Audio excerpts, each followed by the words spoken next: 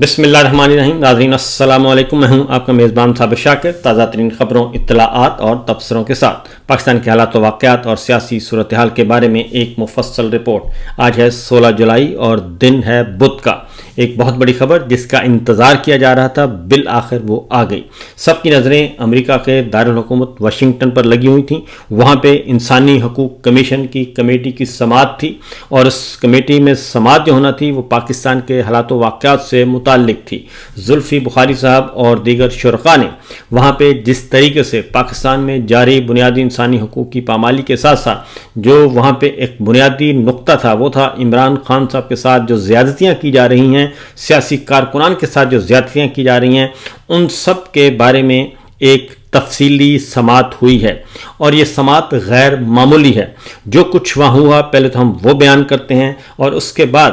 اس کے اثرات کیا مرتب ہوں گے اور field marshal general Asim Munir صاحب اور اس رجیم کو کتنا نقصان پہنچ سکتا ہے، اس کے بارے میں آپ کے ساتھ شیئر کرتے ہیں معاملات. امریکن کانگریس کی یہ ایک ہائیسٹ فورم ہے جو کہ بنیادی انسانی حقوق کی پامالی کا جائزہ لیتا ہے، اور اس میں 1 پوائنٹ ایجنڈا تھا اور وہ تھا صرف اور صرف پاکستان تحریک انصاف، عمران خان، پاکستان میں عدلیہ کو جس طریقے سے دبایا جا رہا ہے، میڈیا کو دبایا جا رہا ہے، یوٹیوب چینلز بند کیے جا رہے ہیں، اینکر پرسنز کو آف ایئر کیا جا رہا ہے، اور سب کچھ اس لیے کیا جا رہا ہے کہ وہاں پہ آئین کی بالادستی نہیں ہے، قانون کی حکمرانی نہیں ہے، اور غیر آئینی ترامیم کے ذریعے ایک جعلی نظام کے ذریعے سب کچھ بلڈوز کیا جا رہا ہے. اس سلسلے میں جو ہیئرنگ ہوئی، زلفی بخاری صاحب نے ایک مفصل رپورٹ وہاں پہ پیش کی اور اس رپورٹ کو سراہا گیا، اور امریکن کانگریس مین نے اس رپورٹ کو اور امریکن کانگریس وومین نے اس رپورٹ کو بہت سراہا. جو اب تک کی تفصیلات ہمارے سامنے آئی ہیں اس میں سٹارٹ لیا گیا جناب 2024 کے الیکشن کا ذکر کیا گیا، جو کہ ایک انہوں نے بتایا کہ ریگڈ الیکشن ہے، فری اینڈ فیئر نہیں ہوئے، اور اس میں اس کو انجینئرڈ الیکشن تھے، دھاندلی کی گئی، بے ضابطگیاں کی گئیں، اور پھر فارم 47 کے تحت نتائج تبدیل کیے گئے. پاکستان تحریک انصاف کو 180 سیٹیں ملی تھیں، جبکہ مسلم لیگ نواز کو 17 سیٹیں ملی تھیں، اور مسلم لیگ نواز کو ڈبل، ٹرپل، 4 ٹائم زیادہ سیٹیں دی گئیں، اور اب ایک غیر آئینی ترمیم کے ذریعے اور سپریم کورٹ کے غیر آئینی فیصلے کے ذریعے ان کو میجورٹی، سادہ میجورٹی دے دی گئی ہے. تو یہ ساری صورتحال کے بارے میں بتایا گیا، اور امریکن کانگریس مین کو بتایا کہ کس طریقے سے فسطائیت کا غلبہ رہا. پھر 9 مئی کے حوالے سے ایک مفصل رپورٹ بتائی گئی. اس کے ساتھ ساتھ 8 فروری کے الیکشن جس انداز سے چوری کیے گئے اس کے بارے میں بتایا گیا، اور پھر عمران خان صاحب کے ساتھ جو کچھ کیا جا رہا ہے اڈیالہ جیل میں، ان کو غیر آئینی، غیر قانونی طریقے سے اور عدالتوں کو دبا کے جس طریقے سے سزائیں سنائی گئیں، فیصلے لیے گئے، اس کے بارے میں بھی کمیٹی کو آگاہ کیا گیا. اور اس ساری ہیئرنگ سننے کے بعد کرس سمتھ جو ہیں انہوں نے اس کو بہت زیادہ سراہا، اور دیگر جو ممبرز تھے انہوں نے بھی اس کو سراہا. عمران خان کے ڈیتھ سیل کی صورتحال کانگریس مین کے سامنے رکھی، اور عمران خان اور ان کی اہلیہ کو جس طریقے سے آئسولیٹ کر دیا گیا ہے، اور بتایا گیا کہ 23 گھنٹے تک ان کو آئسولیشن میں رکھا جاتا ہے، قید تنہائی میں رکھا جاتا ہے، اور اس وقت جو اڈیالہ جیل کا ٹمپریچر ہے، درجہ حرارت ہے، وہ 50 ڈگری سینٹی گریڈ تک ہے، اور ان کو یہاں تک کہ ان کو پینے کا صاف پانی تو دور کی بات ہے، عام استعمال کے لیے بھی پانی صاف نہیں دیا جاتا. اور اڈیالہ جیل میں ان کے ساتھ جو غیر انسانی سلوک کیا جا رہا ہے اس کے بارے میں بھی بتایا گیا. پھر امریکن کانگریس مین کو، اس ہائیسٹ فورم کو یہ بتایا گیا کہ جس طریقے سے فوجی عدالتوں میں سیولینز کا ٹرائل کیا گیا، اور جس طریقے سے ایک فوجی افسر نے خود ہی عدالت بن کے، خود ہی پروسیکیوٹر بن کے، خود ہی وکیل، خود ہی منصف بن کے جس طریقے سے سزائیں سنائی گئیں، 1 سال سے 10 سال تک سزائیں سنائی گئیں، اور پھر فوج کی تحویل میں جو قیدی رہے 104 سزائیں سنائی گئیں، 104 سیولین کو فوجی عدالتوں نے سزائیں سنائیں، اور اس میں نہ ہی ٹرانسپیرنسی تھی، اور اس کو کمپلیٹ وائلیشن فنڈامنٹل رائٹس کا کہا گیا، اور اس میں انٹرنیشنل لاز کی خلاف ورزیاں کی گئیں. یہ ساری صورتحال زلفی بخاری صاحب نے آج رکھی اس کمیٹی کے سامنے، اس ہائیسٹ فورم کے سامنے، اور کانگریس مین اس میں جم میک گورن تھے، اور دوسرے جانب کو چیئر تھے ٹام لینٹوس کمیشن کے. انہوں نے بھی ان ساری صورتحال کے بارے میں ان کو بتایا گیا، اور خاص طور پہ پاکستان میں جو فوج کا اس وقت فوجی حکمرانی ہے اس کے بارے میں بھی تفصیل سے بتایا گیا. پھر 28 نومبر کے قتل عام کے بارے میں زلفی بخاری صاحب نے تفصیل سے بتایا اور سارے پہلوؤں سے روشنی ڈالی، اور انہوں نے کہا کہ 12 پرامن مظاہرین کو شہید کر دیا گیا، اور انٹرنیشنل میڈیا نے یہ ساری ظلم کی داستان دنیا کو دکھائی، جبکہ وہاں پہ مکمل طور پر اس میں بین تھا. اس کے ساتھ ساتھ زلفی بخاری صاحب نے یہ بھی بتایا کہ یوٹیوب چینلز تک کو بند کر دیا گیا، جبکہ 5 بہترین جو اینکر پرسنز تھے ان کو بھی ملک سے باہر جانا پڑا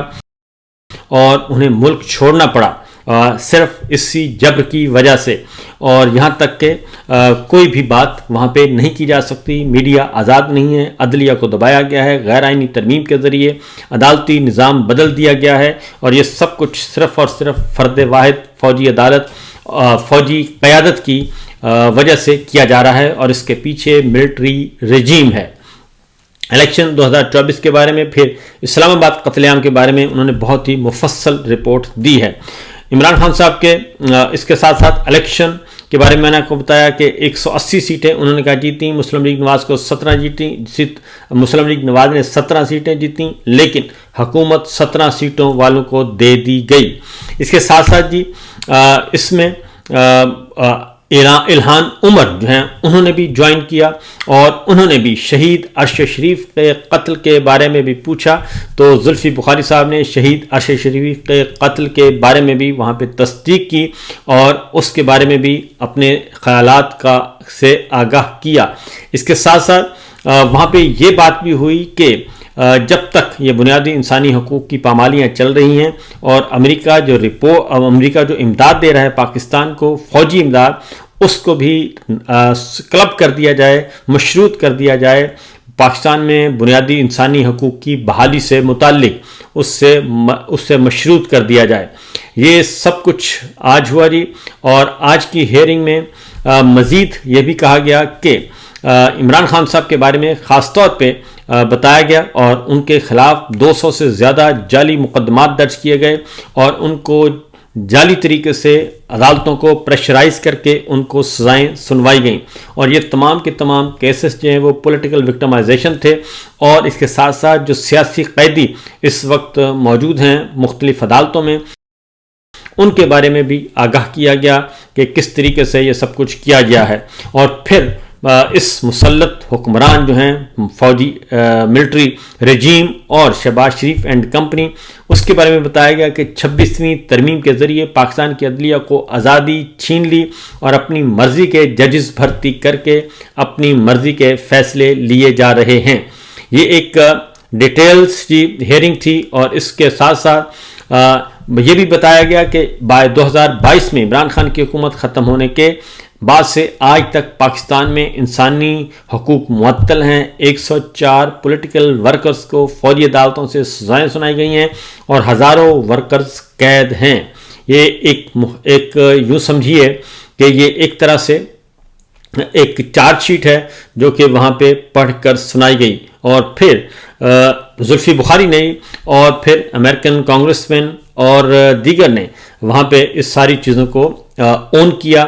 اور اس کو ایکنالج کیا. اب آتے ہیں کہ اس کا ہوگا کیا. اس کا بڑی سمپل سی بات ہے کہ ایک طرف یہ ہیئرنگ چل رہی ہے، اور یہ ساری کی ساری ہیئرنگ جو ہے وہ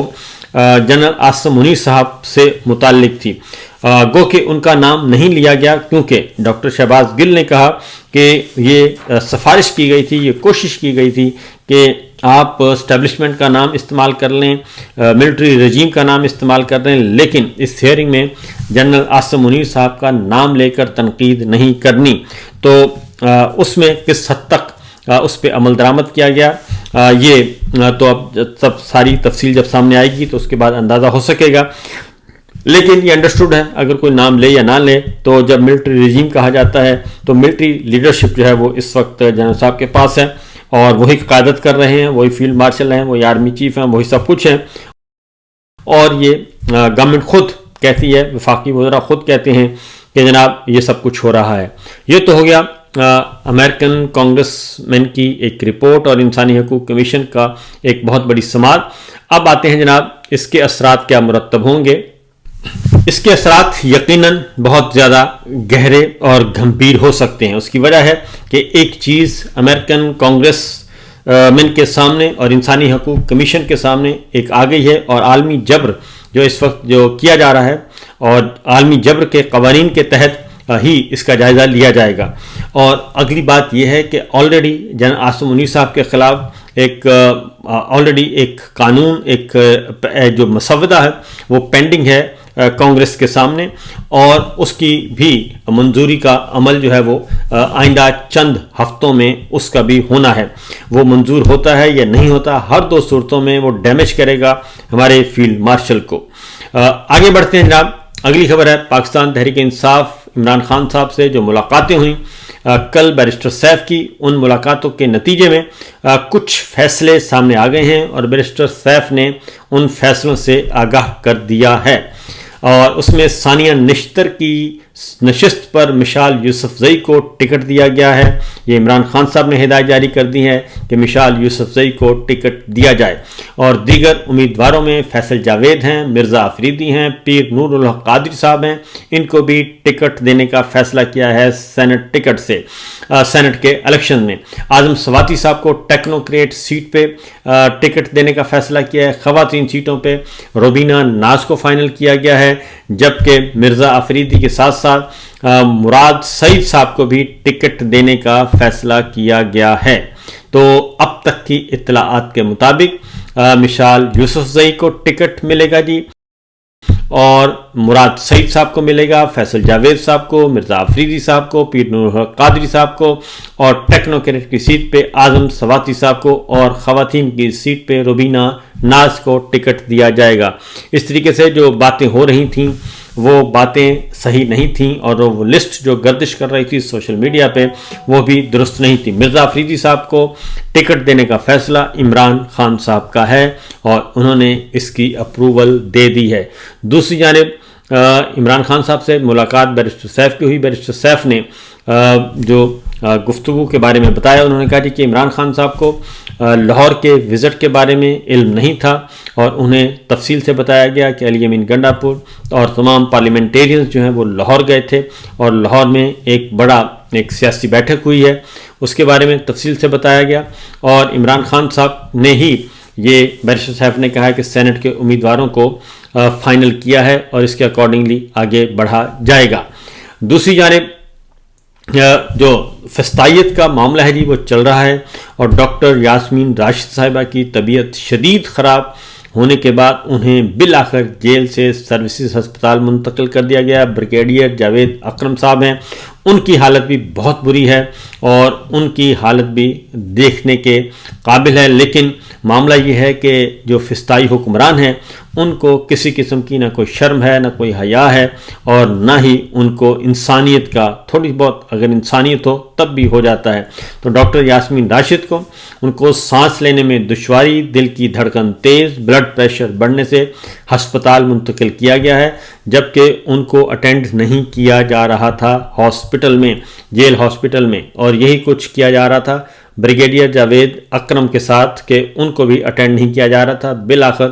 ان کی بھی سنی گئی ہے۔ تو یہ صورتحال اس وقت چل رہی ہے جناب، یہ سچویشن ہے۔ باقی خبریں ہوں گی جی اگلے ولاگ میں انشاءاللہ۔ اجازت دیجیے، اللہ حافظ۔